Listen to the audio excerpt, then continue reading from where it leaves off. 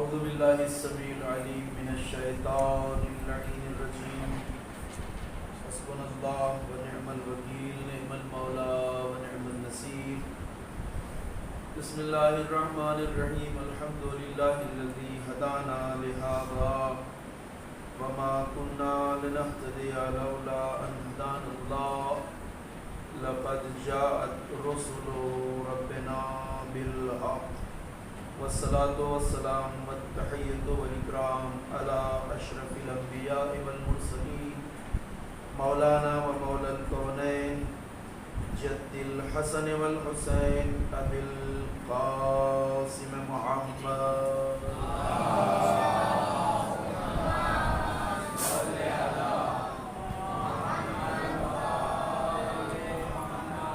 وعلى آله الطيبين الطاهرين المعصومين المظلومين ولعنة الله الدائمة الباقية الأبدية على أعدائهم وقاتليهم وغاصبي حقوقهم أجمعين من الآن إلى قيام يوم الدين أما بعد فقد قال الله سبحانه تبارك وتعالى وهو أصدق القائلين بسم الله الرحمن الرحيم إنما وليكم الله ورسوله والذين آمنوا الذين يقيمون الصلاة ويؤتون الزكاة وهم راكعون صلوات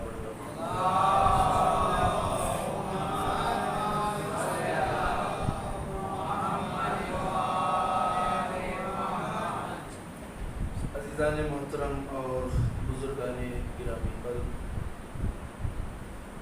اس سلسلہ مجالس جو عشرہ اربعین کے عنوان سے منعقد ہو رہا ہے اس کی آج پہلی مجلس ہے۔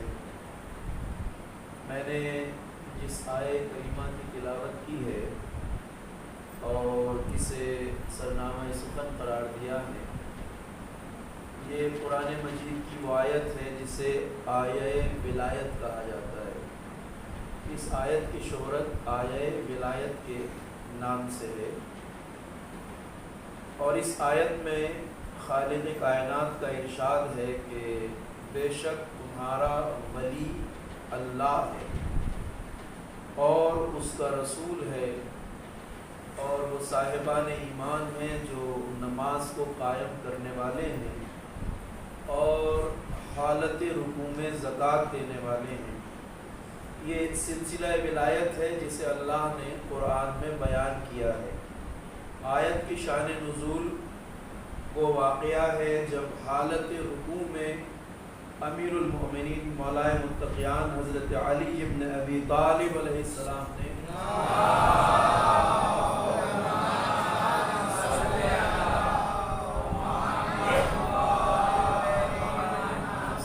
کو زکوٰۃ ادا کی تھی، اور واقعے کی شہرت ایسی ہے کہ جس کا انکار کوئی کر نہیں سکتا، مسلم واقعہ ہے، اور جس صفت کا اللہ نے ذکر کیا ہے اس صفت سے یہ بات طے ہو جاتی ہے کہ اس آیت میں اللہ نے اپنی ولایت کا اعلان کیا ہے، اپنے رسول کی ولایت کا اعلان کیا ہے، اور امیر المؤمنین علی بن ابی طالب علیہ السلام کی ولایت کا اعلان کیا ہے باتباع ولایت اہل بیت اطہار علیہ السلام۔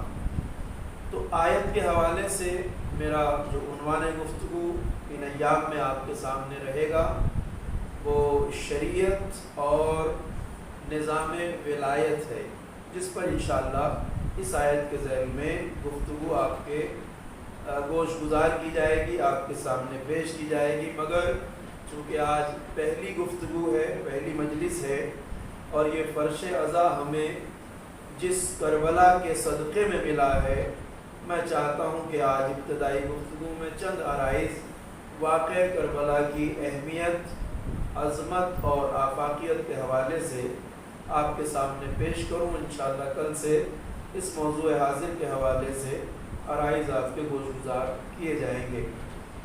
دیکھیے، ہم جس واقعہ کربلا کے فیض سے آج تک فیضیاب ہو رہے ہیں، اور ہمیں یہ عزت آمیز زندگی جس واقعے کے صدقے میں ملی ہے، اور آج ہم اس فرش عزا پر اگر جمع ہیں تو یہ فیض ہے واقعہ کربلا کا۔ تو اس کربلا کے واقعے کی اہمیت اور افادیت کیا ہے، ہمارے بچے اور جوان اس چند آرائز کو سن لیں تاکہ خاکہ ایک منظرنامہ ذہن میں واضح اور آشکار ہو جائے۔ دیکھیے، کربلا تاریخ انسانی کا، انسانی تاریخ کا وہ منفرد اور ممتاز واقعہ ہے کہ جس نے صدیوں کو متاثر کیا ہے۔ یعنی واقعہ کربلا وہ ہے جو صدی در صدی اپنا اثر جاری رکھے ہوئے ہے، اور یہ اثر وقت کے گزرنے کے ساتھ، صدیوں کے بیتنے کے ساتھ کم نہیں ہوتا بلکہ ہر روز زیادہ ہوتا ہے۔ یہ معجزاتی شان ہے واقعہ کربلا کی، یہ امتیاز ہے واقعہ کربلا کا کہ کربلا اپنے اثر کے لحاظ سے، اپنی تاثیر کے لحاظ سے، اپنی شدت غم کے لحاظ سے دنیا کے ہر واقعے سے ممتاز ہے، بلند ہے، چونکہ کربلا کا اثر ہر روز زیادہ ہوتا ہے، کم نہیں ہوتا ہے۔ یہ ایک معجزاتی شان ہے کہ واقعہ کربلا کا اثر اور تاثیر وقت کے گزرنے کے ساتھ کم نہیں ہوتا ہے۔ دیکھیے، نہ تو میں آپ کے لیے نیا ہوں اور نہ آپ میرے لیے نئے ہیں، میں آپ کی خدمت میں اس سے پہلے بھی کئی بار حاضر ہو چکا ہوں، آپ کو اچھی طرح بعض افراد کو یاد ہوگا، بعض کو نہ ہو، لیکن میرے لیے آپ کوئی نئے نہیں ہیں۔ انشاءاللہ گفتگو بڑھے گی، ابتدائی گفتگو آج آپ اس طرح سماعت فرما لیجئے۔ تو واقعہ کربلا وہ واقعہ ہے جس نے نسل انسانی کو متاثر کیا ہے۔ اب یہ معجزاتی شان کیسی ہے واقعہ کربلا کی، یہ قابل غور ہے کہ کربلا کا واقعہ بھی ایک غم انگیز واقعہ ہے، اور اس کا غم ایسا غم ہے جو صدیوں کے اوپر محیط ہے۔ صدیاں کربلا سے متاثر ہیں، اور فطری طور پر واقعہ کوئی سا بھی ہو، کتنا بھی دردناک کیوں نہ ہو، ہم جانتے ہیں نیچرلی طور پر کہ کوئی کتنا بھی دردناک واقعہ ہو جائے غم کے لحاظ سے، درد کے لحاظ سے، تو اس کی جو شدت غم ہے، جو درد ہے، جو اس کا صدمہ ہے، وہ وقت کے ساتھ ساتھ کم ہوتا جاتا ہے۔ فطری بات ہے، ہم ہر روز اس کو دیکھ سکتے ہیں اپنی زندگی میں۔ اگر کوئی واقعہ ہوتا ہے غم انگیز، دردناک، تو جیسے جیسے وقت گزرتا جاتا ہے اس غم کی شدت میں کمی آتی جاتی ہے، وقت کے ساتھ ساتھ غم ہلکا پڑنے لگتا ہے۔ فطری بات ہے، ہم بڑے بڑے غموں سے گزر جاتے ہیں مگر وقت کے ساتھ اسے ہم بھلا دیتے ہیں۔ حتیٰ کہ انسان کا جوان بیٹا بھی مر جائے تو وقت کے ساتھ ساتھ شدت غم میں کمی آ جاتی ہے، غم پہلے دن کی طرح تر و تازہ نہیں رہتا، اور جیسے جیسے وقت بیتتا جاتا ہے اس غم کی کیفیت بدل جاتی ہے، کم ہو جاتی ہے، انسان کو صبر آ جاتا ہے۔ کہا جاتا ہے کہ وقت ہر زخم کا مرہم ہے، وقت بیتتا جاتا ہے، زخموں پہ مرہم ہو جاتا ہے، مگر یہ واقعہ کربلا کی عجیب شان ہے کہ جیسے جیسے صدیاں بیت رہی ہیں اس غم کی شدت میں کوئی کمی نہیں آ رہی ہے، بلکہ ہر سال اضافہ دیکھنے کو ملتا ہے۔ دنیا کے وہ حصے روئے زمین پر جہاں کل تک کوئی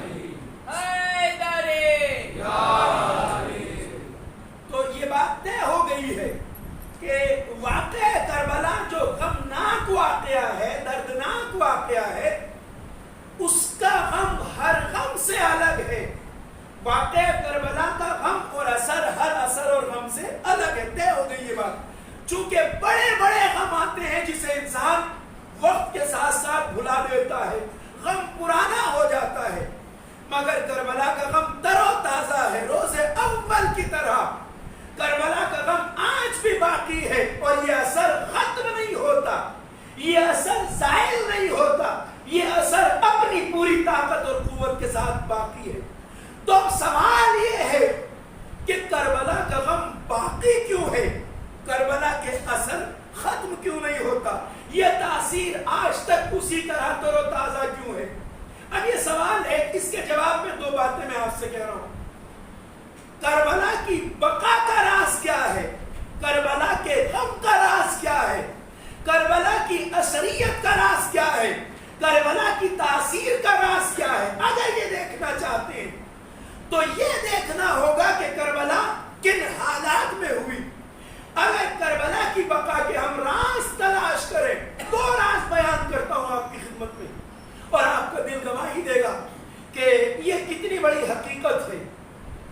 کربلا یوں ہی زندہ جاوید نہیں ہے، کربلا یوں ہی باقی نہیں ہے۔ کربلا کی بقا کی بنیادی وجوہات ہیں کچھ۔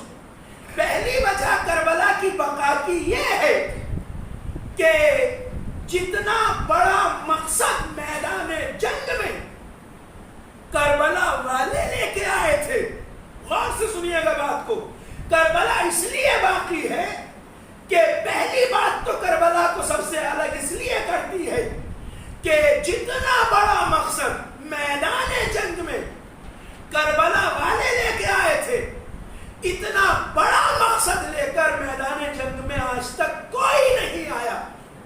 کربلا والوں کا مقصد کیا تھا؟ کربلا والوں کا مقصد تھا اللہ کے نام کو بچانا، اللہ کے ذکر کو بچانا، اللہ کی عبادت کو بچانا، اللہ کی بندگی کو بچانا، اللہ کے دین و شریعت کو بچانا۔ اگر آج اللہ کا ذکر باقی ہے، اگر آج کلمہ توحید باقی ہے، اگر آج ذکر الہی باقی ہے، تو یہ کربلا والوں کی قربانیوں کا صدقہ ہے۔ ایک صلوات پڑھ لیجیے بر محمد اور محمد۔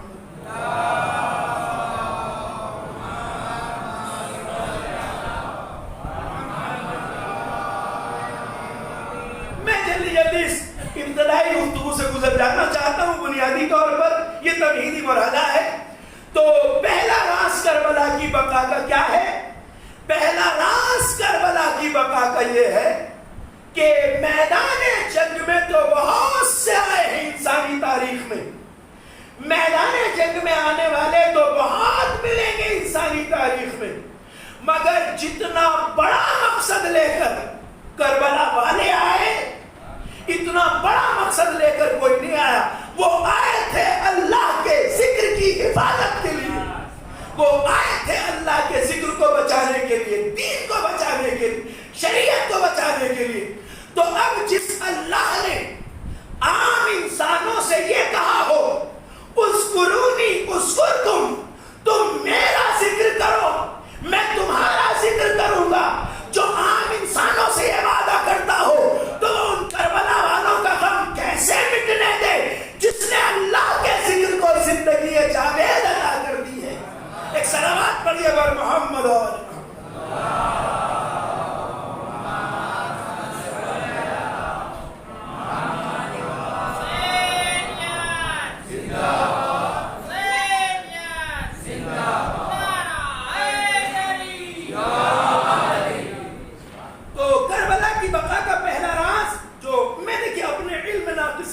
پہ کہہ رہا ہوں، علماء اس سے زیادہ باتیں آپ کو بتا سکتے ہیں، اس سے گہری باتیں بھی بتا سکتے ہیں، مگر جو میں عرض کر سکتا ہوں یہ ہے، ایک راز کربلا کی بقا کا ہے مقصد کی بلندی، یعنی جتنا بڑا مقصد ان کا تھا اتنا بڑا مقصد کسی کا نہیں تھا۔ اب دیکھیے نا انسان، دیکھیے میدان جنگ میں آتے بہت سے لوگ شہید ہوتے ہیں دنیا میں، ہر ملک کے لوگ شہید ہوتے ہیں، ہر قبیلے میں شہید ہوتے ہیں، ہر علاقے میں شہید ہوتے ہیں، ہر شہر میں شہید ہوتے ہیں۔ شہیدوں کا احترام کیا جاتا ہے ہر معاشرے اور سماج اور ملک میں، شہیدوں کا سمان کیا جاتا ہے، آدر کیا جاتا ہے، شہیدوں کا رسپیکٹ کیا جاتا ہے ہر سماج میں، کیونکہ شہید بہت بڑا کام کرتا ہے۔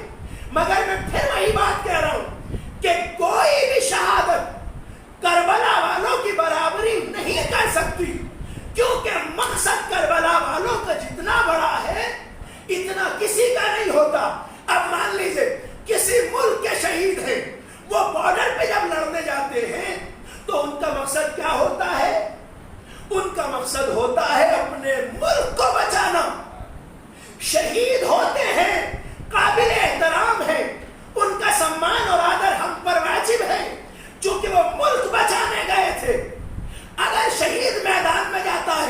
تو اس کا مقصد ہوتا ہے اپنے ملک کو بچانا، یا مقصد ہوتا ہے اپنا علاقہ بچانا، یا مقصد ہوتا ہے اپنا قبیلہ بچانا، یا مقصد ہوتا ہے اپنا شہر بچانا، یا مقصد ہوتا ہے اپنا گھر بچانا؟ ہے تو سب شہید نا، قابل احترام بھی ہے اور قربانی، یا اپنے بچوں کو بچانا، تب بھی انسان شہید ہو جائے تو شہید ہے۔ اب یا تو ملک بچانے جاتا ہے، یا علاقہ بچانے جاتا ہے، یا شہر بچانے جاتا ہے، یا گھر بچانے جاتا ہے، یا بچوں کو بچانے جاتا ہے، مگر کربلا والے وہ ہیں کہ جو نہ اپنا ملک بچانے گئے تھے، نہ اپنا شہر بچانے گئے تھے، نہ اپنا علاقہ بچانے گئے تھے، نہ اپنا گھر بچانے گئے تھے، نہ اپنے بچوں کو بچانے کے لیے گئے تھے، وہ تو اللہ کے ذکر کے لیے اپنا سب کچھ میدان جنگ میں لٹانے کے لیے گئے تھے۔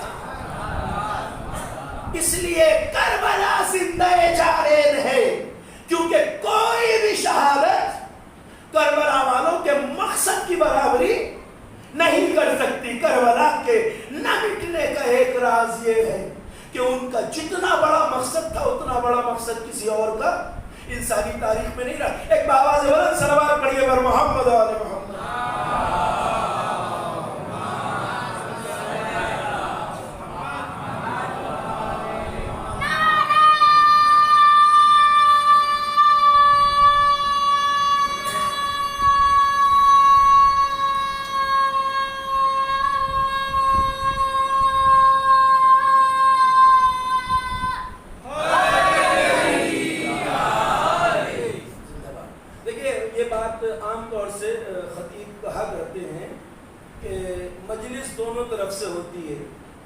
یعنی پڑھنے والا بھی تبھی پڑھ پاتا ہے جب آپ پڑھوانا چاہتے ہو، تو اس طرح سے بیداری کا احساس موجود رہے میں مجلس میں، تاکہ آپ پڑھوائیں گے تو ہم پڑھ لیں گے، نہیں پڑھوائیں گے تو بس اسی طرح گزر جائیں گے۔ ذرا سی توجہات اپنی مبذول رکھیں، انشاءاللہ گفتگو جاری ہے، میرے پاس بھی وقت ہے، میں ساری باتیں آپ کے گوش گزار کروں گا جو مجھے کہنی ہے، مجھے وقت کی کمی نہیں ہے، 10 دن کا ٹائم ہے۔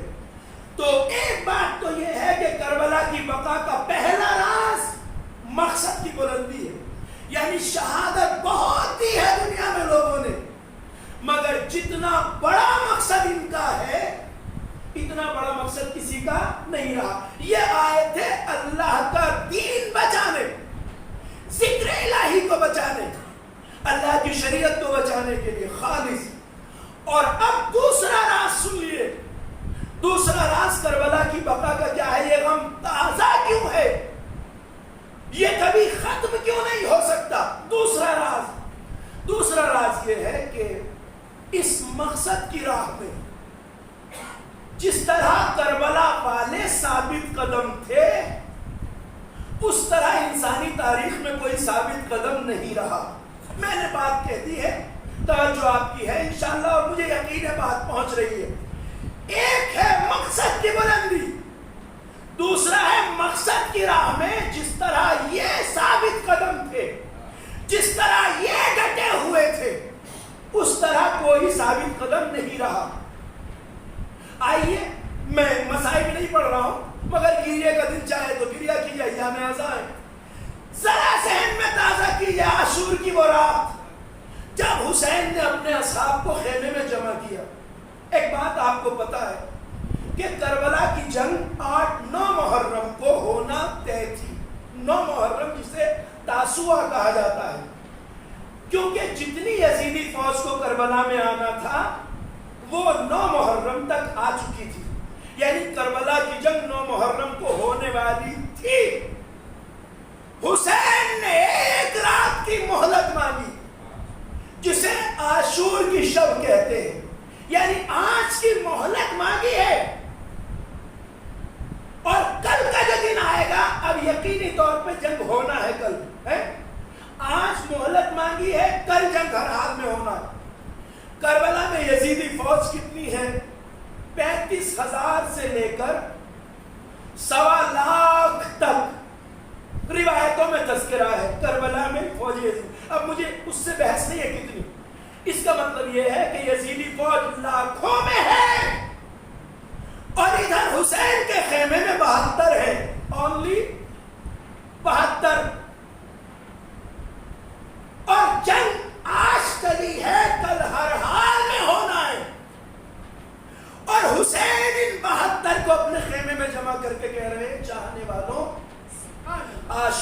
رات ہے جسے جانا ہو چلے جاؤ. اس لیے کہ یہ جو لشکر دیکھ رہے ہو فوجیں، ان کے پاس نیزے، تلواریں، بھالے، خنجر، جتنا کچھ دیکھ رہے ہو، ان سب کو میرا گلا چاہیے. یہ حسین کے لیے آئے ہیں. اگر تم جانا چاہو تو راستہ کھلا ہے. میں کربلا والوں کی استقامت اور ثابت قدمی دکھانا چاہتا ہوں اس واقعے سے. حسین اجازت دے رہے ہیں. کوئی مقابلہ ہے، کوئی تناسب ہے؟ کہاں لاکھوں، کہاں 72. یہاں بھی 72 سے زیادہ ہے انشاءاللہ. ایک طرف لاکھوں کا لشکر، ایک طرف صرف 72، اور کوئی مقابلہ نہیں ہے تعداد کے لحاظ سے. اور جو مولا ہے وہ کہہ رہے ہیں چلے جاؤ. کوئی نہیں گیا. آپ نے سن رکھا ہے حسین نے چراغ خیمہ بجھا دیا، یعنی جو خیمے میں چراغ جل رہا تھا جس سے روشنی تھی اسے بجھا دیا. دیکھیے بہت سی راز ہیں اس میں. ایک راز یہ بھی ہے کہ اگر کوئی خطرے کے موقع پہ اٹھ کے جانا بھی چاہتا ہو تو یہ سوچ کر ہو سکتا ہے نہ جائے کہ بعد میں سب کہیں گے کہ پہلے یہ اٹھ کے گئے تھے. بھائی دیکھیے نا، اگر خطرے کا موقع، میرا منہ ادھر دروازے کی طرف ہے، میں یہاں منبر پہ بیٹھا ہوں، خدا نہ خواستہ کوئی خطرہ منڈلانے لگے اور میں آپ سے کہوں کوئی خطرہ آ رہا ہے، آپ اٹھ کے چلے جائیے جلدی سے. تو خطرہ ہے، اٹھ کے کوئی جانا بھی چاہتا ہے، مگر چونکہ لائٹس جلی ہیں، اجالا ہے، شاید یہ سوچ کے شرم میں بیٹھا رہے کہ کل جب اس واقعے کا ذکر ہوگا محلے میں تو لوگ کہیں گے پہلے یہ اٹھے تھے، ہم تو بعد میں اٹھے تھے. تو ہو سکتا ہے شرم کی وجہ سے کوئی نہ اٹھے. مگر اگر یہاں بالکل اندھیرا ہو، تاریکی، ہاتھ کو ہاتھ سجائی نہ دے رہا ہو، تو ایسے میں تو پھر کوئی جاتے ہوئے نہیں شرمائے گا نا. حسین نے بھی چراغ بجھا دیا تاکہ کوئی جانا چاہے تو شرمائے نہیں، اٹھ کے چلا جائے. مگر پھر بھی آقا کو تاریخ خیمے میں کسی کے اٹھنے کی آہٹ محسوس نہیں ہوئی. میں نے آپ سے اجازت لے کے یہ بیان شروع کیا ہے. میں آج یہ بات بیان کرنا چاہتا تھا، اس لیے اس منزل تک لایا ہوں. جیسے آپ کا دل چاہے سن لیجیے. روایت کہتی ہے کہ جب کوئی اپنی جگہ سے نہ ہلا تو آقا نے ایک جملہ کہا. یہ دیکھیے ہم سن کے گزر جاتے ہیں، وہ اور بات ہے، اور شاید مسائل میں غور کرنے کا وقت بھی نہیں ہوتا، مگر میں اب اس لیے پڑھ رہا ہوں تاکہ آپ غور کریں اس منزل پر. ایک طرف لاکھوں کا لشکر، ایک طرف 72، کوئی مقابلہ نہیں تعداد کے لحاظ سے.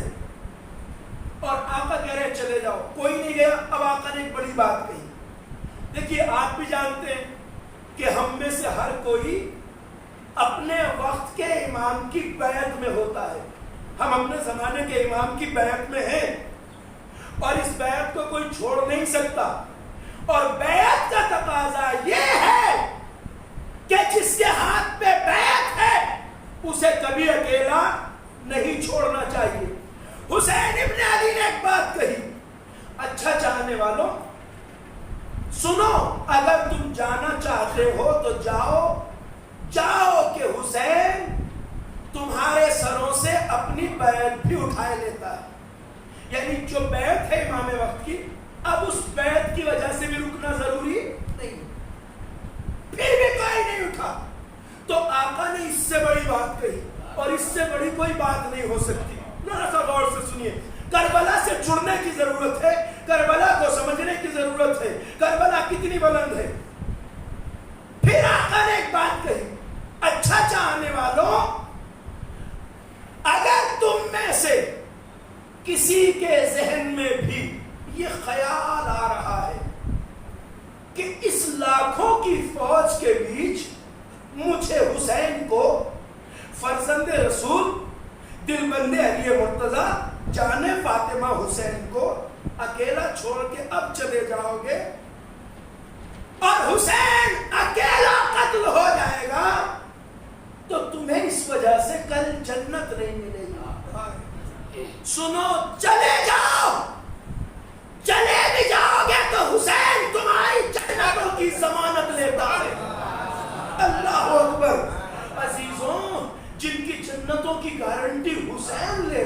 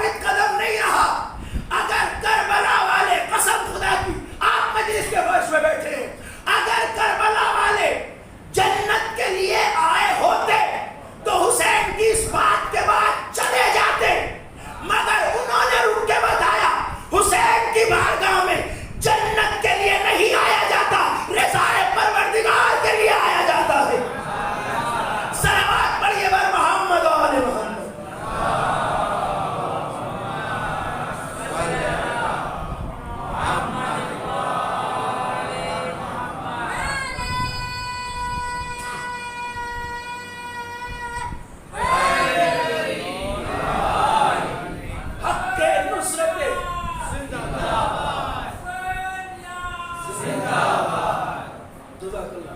حسین کے اصحاب نے عاشور کی رات اپنے آپ دیکھیں، جب مولا حسین تو مالک جنت ہے نا، سیدہ شباب حسین کہہ دے جاؤ، میری گارنٹی ہے اگر میں کل اکیلا بھی قتل ہو جاؤں گا تم چلے جاؤ اپنے گھروں کو تب بھی جنت پکی ہے، حسین کہہ رہے۔ مگر کربلا والوں نے رک کے بتایا کہ کربلائی سوچ جنت کے پیچھے نہیں دوڑتی، کربلا رضائے مولا کو حاصل کرتی ہے، حق کے نصرت حسین کو ادا کرنا، اللہ کے ذکر کو بچانا۔ میں نے کہا ایک مقصد کی بلندی دوسرے مقصد کی راہ میں اس طرح کوئی ثابت قدم نہیں رہا جس طرح کربلا والے رہے ہیں۔ حسین جانے کو کہہ رہے کوئی نہیں جا رہا، جن کی جنت کی گارنٹی حسین نے عاشور کی شب لے لی، اگر ان کا عمل جنت کے لیے ہوتا تو پھر عاشور کے رات روز برستے ہوئے تیروں میں انہیں جا نمازیں بچھا کے نماز پڑھنے کی ضرورت نہیں تھی۔ اگر وہ جنت کے لیے آئے ہوتے تو 3 دن کی پیاس میں پھر گلے کٹانے کی ضرورت نہیں تھی۔ اس کا مطلب یہ ہے کہ کربلا بہت بلند ہے، کربلا کا معیار جنت و جہنم نہیں ہے۔ دیکھیے ایک بات میں ذرا سا اصلاح کے لیے کہہ دوں بچوں کی، تاکہ ذہن سے کچھ غلط فہمیاں دور ہو جائیں۔ ویسے تو اللہ نہ کرے آپ نے یہ بات سنی ہو، مگر میں نے چونکہ سنی ہے اور بعض جگہ یہ بات آ جاتی ہے، اس لیے ذرا سی بات یہ کہہ رہا ہوں، بڑے بھی اس کو سمجھ لیں بچے بھی جان لیں۔ ہمارے بعض جوان جن کے اوپر یا تو غیر ذمہ دار خطیبوں کا سایہ پڑ جاتا ہے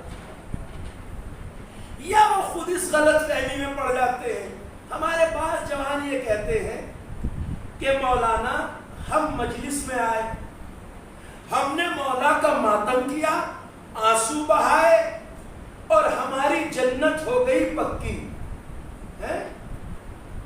یہاں تک بات بالکل درست ہے، چونکہ کبھی اس بات میں شک مت کریے گا کہ عزادار حسین کی جنت پکی ہے، کیونکہ یہ وعدہ مصحف ناطق حضرت امام جعفر صادق علیہ السلام نے دیا۔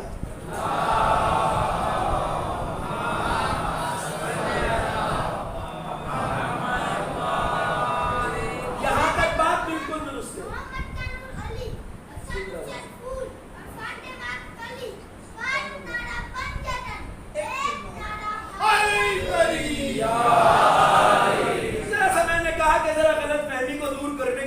بتا رہا ہوں اور میں ایک زاویہ کو آپ کے ذہن میں کھولنا چاہتا ہوں، سوچ کا ایک دروازہ کھلے، اس لیے یہ بات کہہ رہا ہوں۔ تو اس بارے میں شک مت کریے، چونکہ یہ مولا کا فرمان ہے، بغیر کسی ہیل حجت کے ہم اس حدیث کو مانتے ہیں۔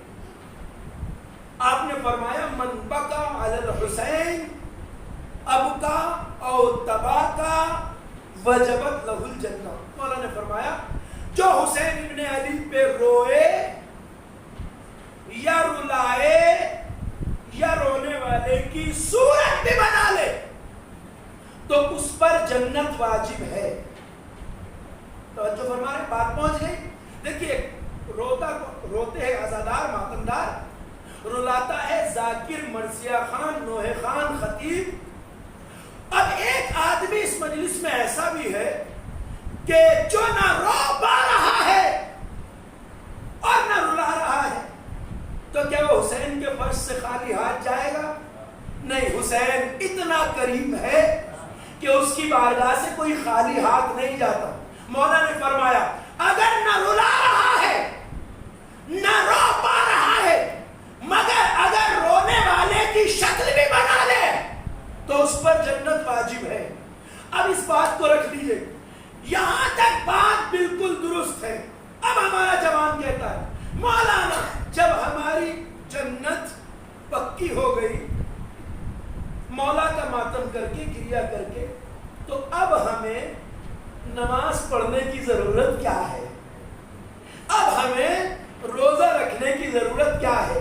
اب ہمیں عمل کرنے کی کیا ضرورت؟ میں دعا کر رہا ہوں کہ آپ کے یہاں یہ بات کسی نے نہ کہی ہو اور خدا نہ کرے کبھی اس طرح کی سوچ پیدا ہو، مگر بہت سی جگہ یہ سوال کرتے ہیں نوجوان، آپ تک بات پہنچے تو پہلے سے علم رہے۔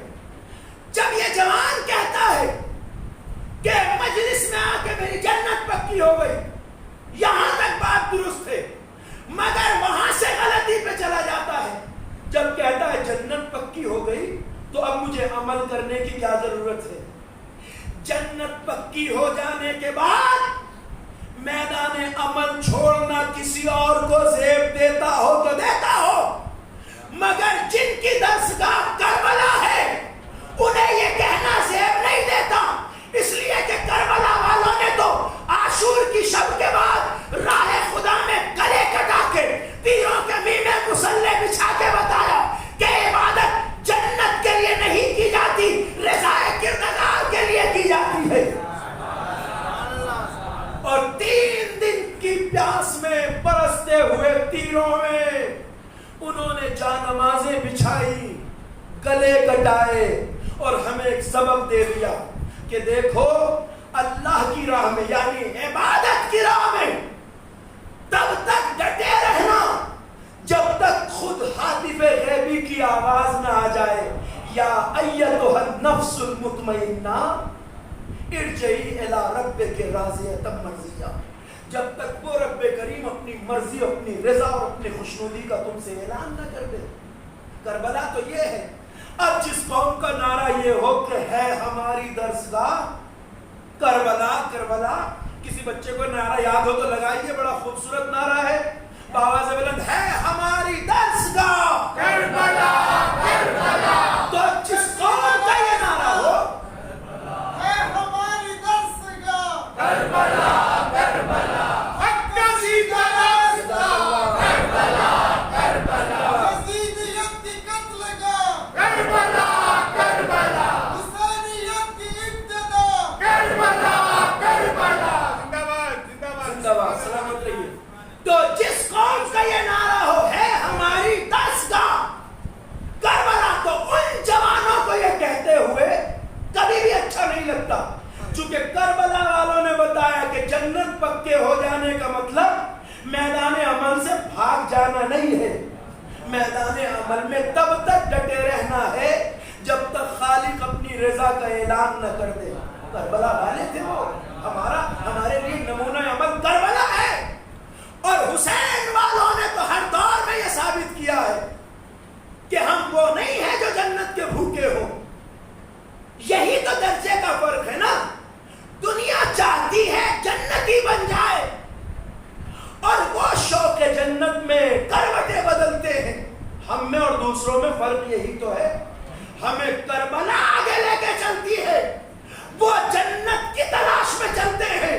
بس فرق ہم میں اور ان میں یہ ہے کہ وہ جنت کے لیے بے قرار رہتے ہیں، جنت حسین والوں کے لیے بے قرار رہتی ہے. صلوات پڑھیے بر محمد و آل محمد.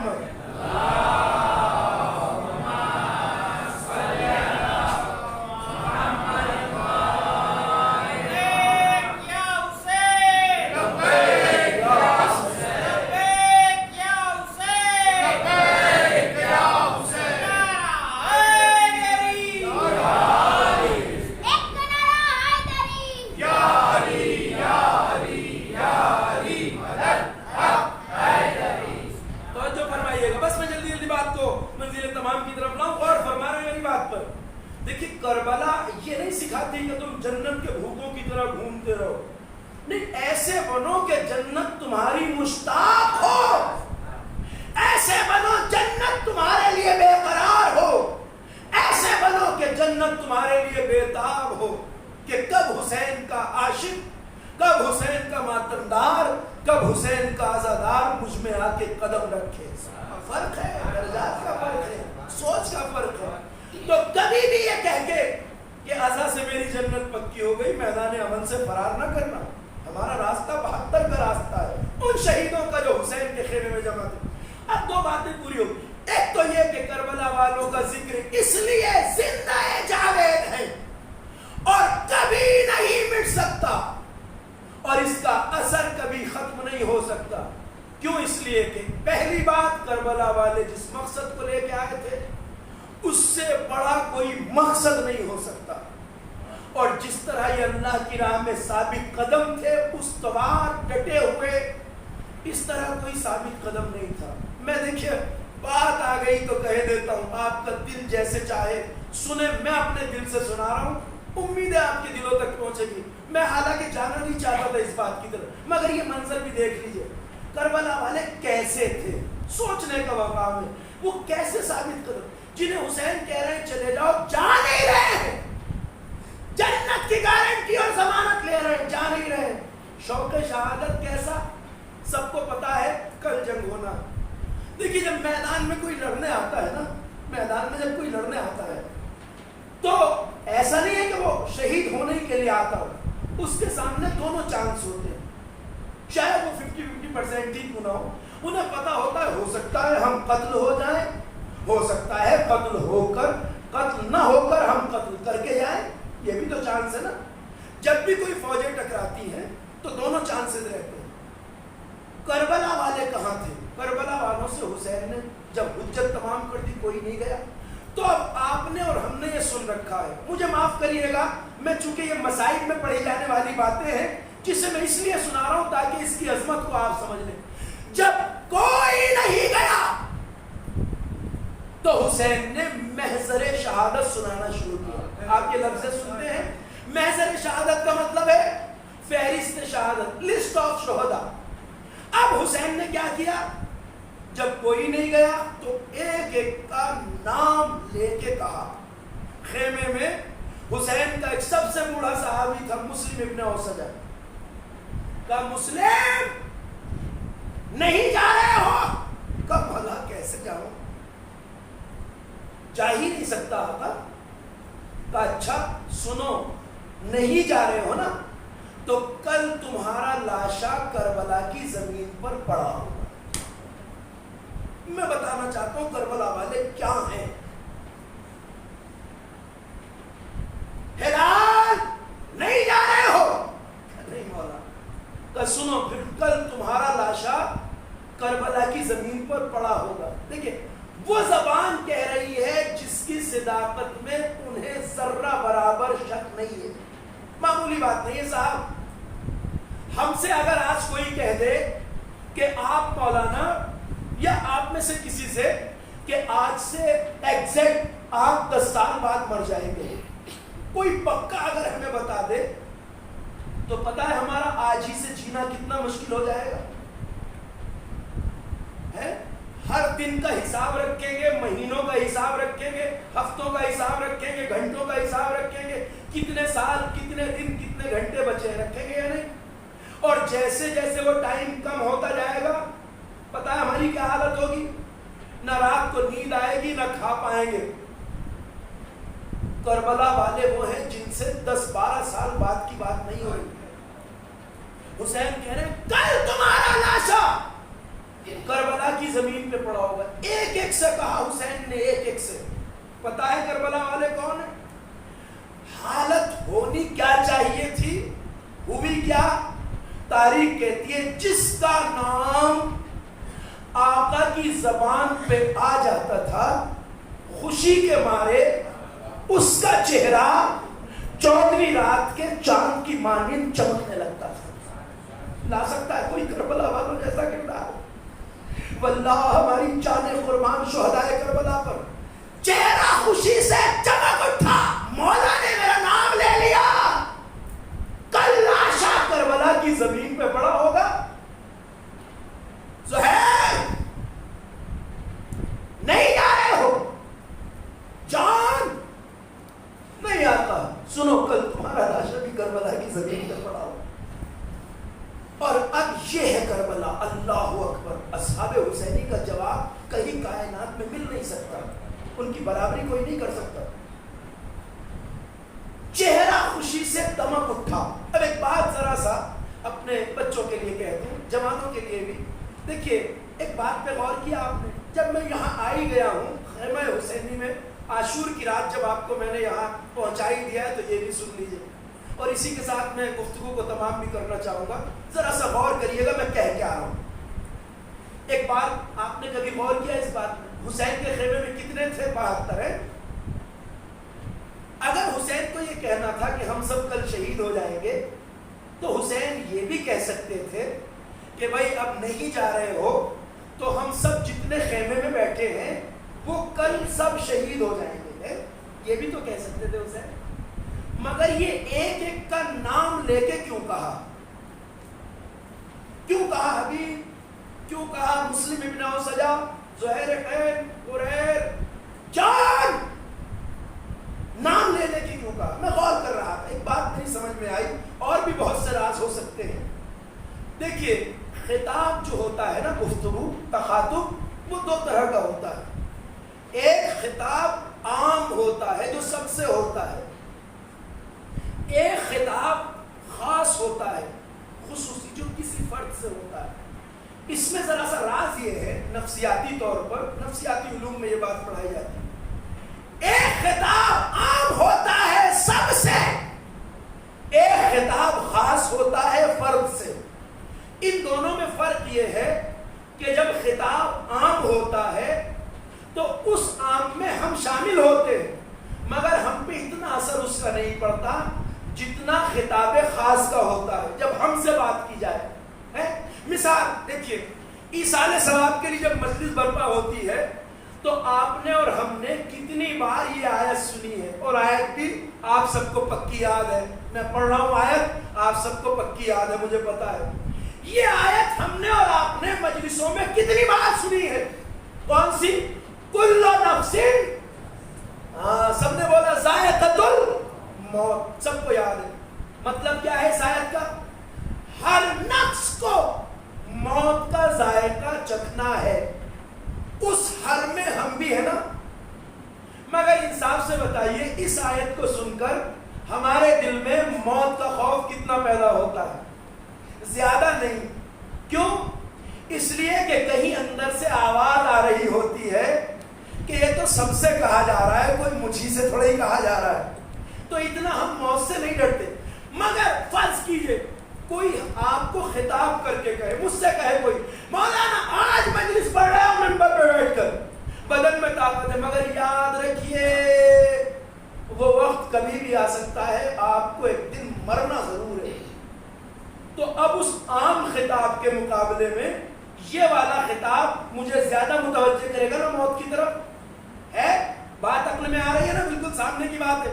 تو ایک عام خطاب بھی کر سکتے تھے حسین، ہم سب شہید ہو جائیں گے، مگر نام لے لے کے اس لیے کہا حسین نے تاکہ ہر ایک اچھی طرح سن لے کہ کل اس کا لاشا زمین کربلا پہ پڑا ہوگا، متوجہ ہو جائے، جان لے کے مجھ سے کہا جا رہا ہے۔ اور ان کے لاشیں جن کے کل پڑے ہوں گے، ان کی حالت کیا ہے؟ تاریخ کہتی ہے جب مولا جس کا نام لے لیتے تھے، خیمے کے کونے میں بیٹھا ہے، نام چہرے جیسے ہی آیا ویسے ہی چہرہ کھل اٹھا، مولا نے میرا نام میں لیا ہے، اللہ اکبر۔ اب ایک منزل کی طرف میں آپ کو لے آیا، یہیں سے بس ادھر آ جائیے۔ دیکھیے اب اس خیمے میں آپ غور کیجئے، روایت کہتی ہے یہ لسٹ جو شہداء کی تھی، فہرست شہادت، اسے سناتے سناتے حسین ایک بار رک گئے، اور خیمے میں جتنے تھے تقریباً سب کے نام آ چکے تھے۔ مطلب کیا ہے؟ سب کے چہرے کھلے ہوئے تھے، خوشی سے، سب خوش تھے۔ اب یاد کیجئے اس خیمے میں ایک چہرہ ایسا تھا جو خوش نہیں تھا بلکہ آنسوؤں سے بھیگ رہا تھا۔ کون؟ 13 سال کا قاسم، یاد ہے نا؟ کیوں رو رہا ہے شہزادہ؟ اس لیے کہ چچا نے نام نہیں لیا، اجرکم اللہ، جس کا نام نہیں آیا بس وہ ہے خیمے میں جو رو رہا ہے۔ کیسا عشق تھا موت سے، کیسی محبت تھی اللہ کی راہ میں قربانی سے۔ حسین نے پوچھ لیا، قاسم نے بتا دیا، کیسی محبت ہے، کیسی انسیت ہے اللہ کی راہ میں موت کی۔ یہ ایسا نہیں ہے کہ نام نہیں لیا تو چپ بیٹھا ہے شہزادہ، رویا اور رو کے چچا سے کہہ اٹھا، چچا آپ نے محضر شہادت تو بند کر دیا، چچا کیا اس محضر شہادت میں میرا نام نہیں ہے؟ آئے آئے، کہاں بیٹھے عزادارو، فرش ادا ہے، چچا کیا اس میں میرا نام نہیں ہے؟ چچا نے بھتیجے کو دیکھا اور ایک سوال کیا، بیٹا قاسم یہ بتاؤ موت تمہاری نظر میں کیسی ہے؟ جیسے ہی چچا نے یہ پوچھا ایک بار فوراً جواب دیا, چچا اللہ کی راہ میں موت میری نظر میں شہد سے زیادہ شیریں. کوئی دے سکتا ہے دنیا میں ایسا جواب؟ الموت عندی احلی من العسل. چچا اللہ کی راہ میں موت میری نظر میں شہد سے زیادہ شیریں. یہ تھا قاسم کا جواب. اب سنیے, اب حسین نے جب بھتیجے کا یہ جواب سنا تو حسین نے قاسم سے ایک بات کہی, اور یہ وہ اکیلا بچہ ہے 13 سال کا خیمے میں جس کے چہرے پر کاش میں آپ کے ذہنوں تک وہ بات پہنچا سکوں جو کہنا چاہتا ہوں. اکیلا شہید ہے قاسم جس کے چہرے پر ایک ہی وقت میں 2 کیفیتیں طاری ہوئیں, ایک خوشی کی ایک غم کی, ایک ہی وقت میں. ہر شہید نے اپنا نام سنا تو خوش ہو گیا نا, چہرہ کھل اٹھا. چچا نے کیا کہا, بیٹا قاسم سنو, اگر یہ جذبہ ہے تو کل تم بھی شہید کیے جاؤ گے اور تمہارا ننھا بھیا علی اصغر بھی شہید کیا جائے گا. قاسم نے جیسے ہی اپنا نام سنا چہرہ کھل اٹھا, اور جیسے ہی اصغر کا نام آیا شہزادہ تڑپ اٹھا. چچا میرا بھیا تو ابھی گہوارے میں ہے, چھوٹا سا ہے اصغر. غیرت ہاشمی کو جوش آ گیا. کہا چچا کہ یہ ظالم ہمارے خیموں میں آ جائیں گے؟ 13 سال کا قاسم, مگر غیرت ایسی, چچا میرا بھائی تو ابھی خیمے میں ہے گہوارے میں, کہ یہ ظالم ہمارے خیموں میں آ جائیں گے؟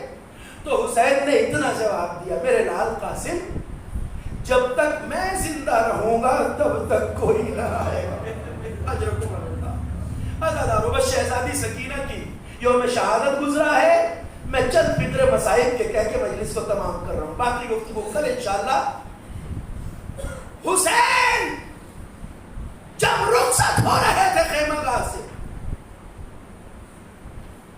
اور خیمے میں سیدانیوں سے رخصت ہو چکے تھے, اس 4 سال کی بچی کو اپنے بابا سے کتنی محبت تھی اس کا اندازہ کوئی نہیں لگا سکتا. روایتیں بتاتی ہیں سکینہ کو حسین کے سینے کے بغیر نیند آتی. یہ بچی اپنے بابا کے سینے پہ سونے والی تھی سکینہ. حسین کو بھی چین نہیں آتا تھا جب تک اپنی سکینہ کو نہ دیکھ لیں. ایسی سکینہ. حسین گھوڑے پہ بیٹھ گئے, اور روایت کہتی ہے حسین نے اپنے اسب بابا کو ذوالجناح کو آگے بڑھنے کا اشارہ کیا. زندگی بھر اشاروں پہ چلنے والا گھوڑا آج آگے نہیں بڑھا.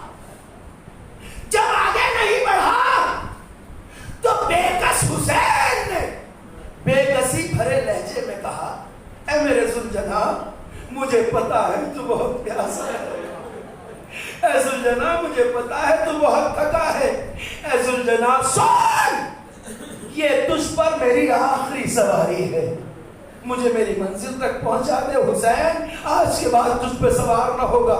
اب اس ذوالجناح کے دل کی حالت کا کسی کو کوئی اندازہ ہو سکتا ہے جسے آقا چلنے کو کہہ رہے ہو اور قدموں سے ایک ایسی مجبوری لپٹی ہوئی ہو جس کے ہوتے ہوئے ذوالجناح آگے نہیں بڑھ سکتا. اتنا بے کس ہے ذوالجناح, آگے بھی نہیں بڑھ سکتا اور مولا کا حکم بھی نہیں ٹال سکتا.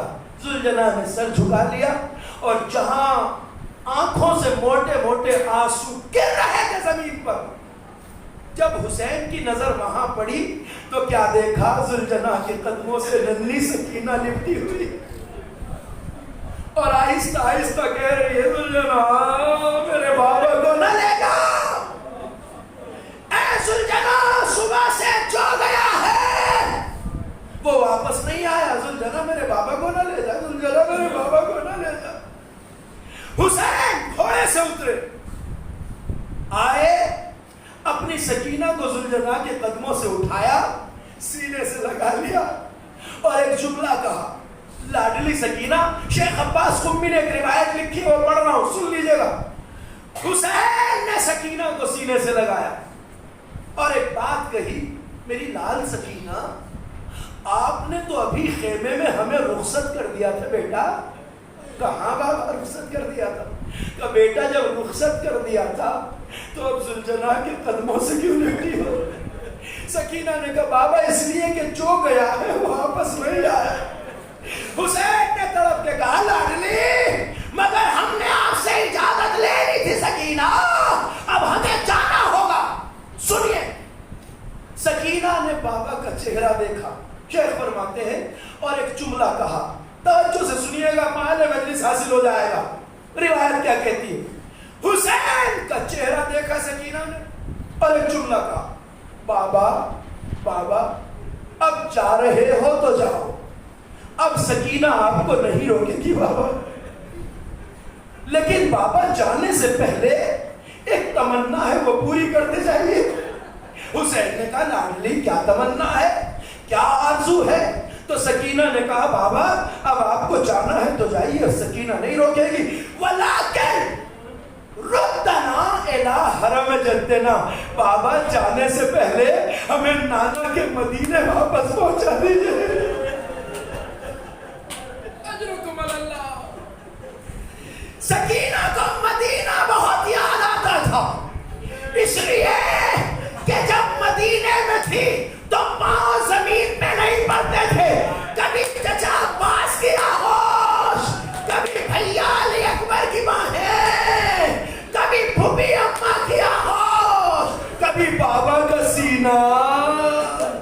بڑا یاد آتا تھا سکینہ کو مدینہ. کہا بابا جا رہے ہو تو جاؤ مگر جانے سے پہلے ہمیں نانا کے مدینے واپس پہنچا دیجئے. مظلوم کربلا نے ایک جواب دیا، ہزاروں جواب سن لینا اور حسین کی بے کسی کا اندازہ لگا لینا. حسین نے اپنی لاڈلی سے بس اتنا کہا، اے میری لال سکینہ، اب تیرے بابا کی زندگی میں اب یہ ممکن نہیں ہے کہ تم مدینے جا سکے. اب سوچ رہے ہیں ذرا میں نے کیوں کہا؟ ارے کوئی اس حسین کے دل کا اندازہ لگائے حالت کا، جو کہہ تو رہا ہے بیٹی تیرے بابا کی زندگی میں اب اتنا وقت نہیں ہے کہ تجھے مدینے پہنچا سکے، مگر جس کا دل یہ جانتا ہو کہ اب میری اس بچی کو کبھی مدینے جانا نصیب نہ ہوگا. اللہ ان آوازوں پہ برکت نازل فرمائے. مال مجلس حاصل، بس مجلس تمام.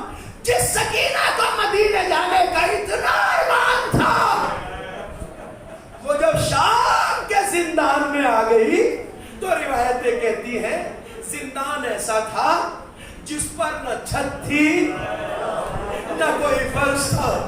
ایسے زندان میں اہل حرم اسیر ہے. شیخ عباس فرماتے ہیں 1 سال اہل حرم زندان میں رہے. کبھی سوچا ہے ازادارو 1 سال گزرا تو ہر موسم بھی گزرا ہوگا. خدا کسی غم میں نہ رہا. ازادارو مجلس تمام ہو رہی ہے. ہر موسم دھوپ پڑتی ہے، رات بھروس پڑتی ہے. ایسے زندان میں سکینہ قید ہے، اہل حرم قید ہے، سیلانیہ قید ہے. روایت کہتی ہے دن میں جب دھوپ پڑتی تھی تو اہل حرم زمین پر بیٹھے ہوتے تھے، خاک پر، سیلانیہ خاک پر، اور عرب کی چلچلاتی ہوئی دھوپ کی شدت کیا ہوتی ہے اس کا اندازہ آپ کو ہے. جو کبھی گئے ہیں زیارات کے لیے وہ سمجھ سکتے ہیں. تو ایسی شدید دھوپ میں سیلانیہ بیٹھی ہوتی تھی. شدت دھوپ میں کہیں سایہ تھا نہ کہیں پناہ گاہ، ساری سیلانیہ بیٹھی. آپ کو پتا ہے نا جب شام کا وقت آتا ہے، شام کا، تو گرمی کی شدت میں کچھ کمی آ جاتی ہے. جب شام ہوتی تھی زندان شام میں تو روایتیں کہتی ہیں اب جب شام ہو جاتی تھی، دھوپ کی شدت کم ہو جاتی تھی، تو یتیم سکینہ خاک پہ جہاں بیٹھی ہوتی تھی وہاں سے اٹھتی تھی، چھوٹے چھوٹے قدموں سے چلتی ہوئی پھوپھی زینب کے قریب آ کے کھڑی ہو جاتی تھی. سکینہ کا چہرہ دیکھتی تھی زینب، باہیں پھیلا دیتی تھی، اپنی آغوش میں بٹھا لیتی تھی. سکینہ لیٹ جاتی تھی، زینب سکینہ کے بالوں میں ہاتھ پھیرتی تھی. اب سکینہ لیٹی ہے، آنکھیں آسمان کی طرف اٹھی ہیں. سکینہ ہر روز یہ دیکھتی تھی کہ کچھ پرندے ہیں جو گروہ در گروہ جا رہے ہیں. بس انہیں دیکھتی تھی. پھوپھی سے سوال کرتی تھی پھپھی اماں یہ پرندے کہاں جا رہے ہیں، یہ پرندے کہاں جا رہے ہیں؟ تو زینب کہتی تھی لاڈلی سکینہ شام ہو گئی، بیٹا شام ہو گئی، یہ پرندے اپنے گھروں کو جا رہے ہیں۔ جب اتنا سنتی تھی تو لیٹتی ہوئی سکینہ اٹھ کر بیٹھ جاتی تھی، پھپھی کے چہرے کو دیکھ کے پوچھتی تھی پھپھی اماں شام ہو گئی، پرندے اپنے گھروں کو جا رہے ہیں۔ اے پھپھی اماں اس زندان شام میں وہ شام کب آئے گی جب ہمیں بھی اپنے نانا کے مدینے جانا نصیب ہوگا؟ اے پھپھی اماں ہم کب مدینے جائیں گے؟ وَسَيَعْلَمُ الَّذِينَ ظَلَمُوا أَيَّ مُنْقَلَبٍ يَنْقَلِبُونَ اِنَّا لِلَّهِ وَإِنَّا إِلَيْهِ رَاجِعُونَ الہی بحق زہرا و ابیہا و بعلہا و بنیہا و سر المستودع فیہا۔ رب کریم کی تیری عظمت و جلالت کا واسطہ ہمارے ذکر عبادت کو قبول فرما، پروردگار بندگی و اطاعت کی توفیق عطا فرما، گناہوں سے اجتناب کی توفیق عطا فرما۔ رب کریم ہمارے دلوں میں عشق و محبت و معرفت اہل بیت کو زیادہ سے زیادہ فرما۔ پروردگار کی واسطہ محمد و آل محمد کا مقامات مقدسات آباد عالیات بالخصوص کربلا معلیٰ نجف اشرف سامرہ روضہ سیدہ زینب کی حفاظت فرما، وہاں حفاظت میں معمور نوجوانوں کے عزم و حوصلے اور ہمتوں میں اضافہ فرما۔ رب کریم علماء اعلام اور مراجع کرام کا سایہ ہمارے سروں پہ برقرار رکھ۔ رب کریم منتقم خون حسین صاحب زمانہ حضرت حجت کے ظہور میں تعجیل فرما، ہمیں اس لائق بنا کر اپنے امام کے ناصرین میں شامل ہو سکیں۔ ماتم حسین